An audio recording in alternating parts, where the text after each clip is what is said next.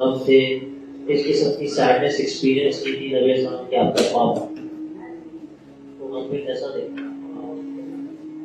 تو میں آپ اردو میں بتاتا ہوں. اصل میں نے محمد صلی اللہ علیہ وسلم کو بہت بار دیکھا کہ وہ ہمارے لیے یعنی اپنی امت کے لیے جو آج کے ہمارے حالات ہیں نا بہت زیادہ رو رہے ہوتے ہیں, نماز پڑھ رہے ہوتے ہیں, اللہ سے دعا کر رہے ہوتے ہیں اور بہت زیادہ روتے ہیں کہ ہم یعنی میری ان کی جو امت ہے وہ آج کن اندھیروں میں جا کے ڈوب گئی ہے.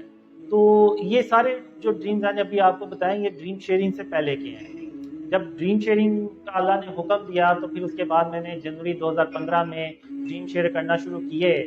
تو اس کے بعد جب فیس بک پہ, یوٹیوب پہ اور دوسری جو فورمز تھے ان پہ اتنے بیڈ کمنٹس آئے نا کہ میں یعنی یہاں پہ بیان نہیں کر سکتا. تو میں نے سوچا اس وقت, میں نے کہا کیا میں نے اس کام کے لیے یہ ڈریم شیئر کرنا شروع کیے تھے کہ مجھے یعنی برا بلا کہا جائے, گالیاں نکالی جائیں. یعنی ہوتا ہے نا کہ سب کو ہوتا ہے کہ میں کسی سے کیوں اب ایسے گالیاں کھاؤں یا برا بھلا کہیں لوگ مجھے. تو پھر اس کے بعد پھر میں نے ارادہ کیا کہ میں نا اس کام کو چھوڑ دوں گا, روک دوں گا. تو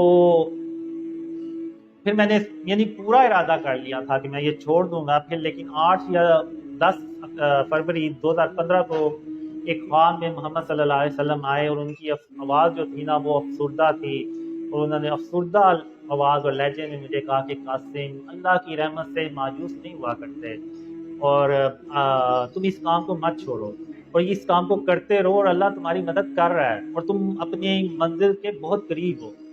تو جب میں صبح اٹھا تو میں نے پھر کہا کہ محمد صلی اللہ علیہ وسلم کے لیے تو جان بھی حاضر ہے, ہمارا تو دین امان ہی یہ ہے اور ان کے لیے تو ہماری جان ہر وقت حاضر ہے. تو یہ تو صرف برے کمنٹس ہیں, ان کو میں اللہ کی رحمت سے برداشت کر لوں گا. لیکن اس کے باوجود پھر بھی مجھے آتا رہتا تھا دل میں. تو پھر مارچ 2015 میں اللہ نے مجھے خواب میں کہا کہ قاسم یا تو وہ کام کرو جس کا میں نے تمہیں حکم دیا ہے, یا پھر ان اندھیروں میں ہمیشہ ہمیشہ کے لیے بیٹھے رہو اور تم میرا یقین کرو میں تمہیں تمہاری منزل تک باحفاظت پہنچاؤں گا.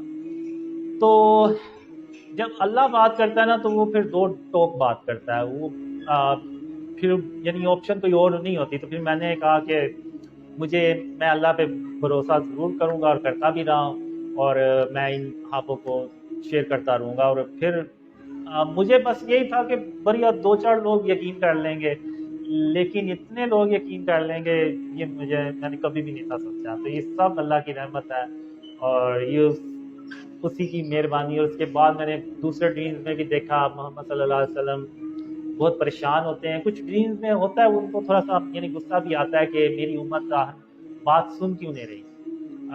تو ایک ڈریم میں یعنی وہ محمد صلی اللہ علیہ وسلم ایون یہ بھی بتاتے ہیں کہ قاسم میری امت کو یہ پیغام دے دو تاکہ قیامت کے دن میری امت میرے اوپر یہ الزام نہ دے سکے کہ آپ نے ہمیں قاسم کے خوابوں کے بارے میں بتایا ہی کب تھا. اگر بتایا ہوتا تو ہم اس کے خوابوں پہ ضرور یقین کرتے. تو یعنی یہاں تک محمد صلی اللہ علیہ وسلم نے کہا تھا کہ میری امت مجھے کوئی قیامت کے دن الزام نہ دے سکے. تو اس طرح بھی میں نے ڈریمز جو ہیں وہ کافی دیکھے ہیں. پہلا سوال یہ ہے کہ آپ نے خواب میں دیکھا تھا کہ 3 چاند ہے اور آپ خواب میں کہتے ہیں کہ چوتھا ضرور ہونا چاہیے, پھر چوتھا آ جاتا ہے. تو آپ سے سوال یہ ہے کہ قاسم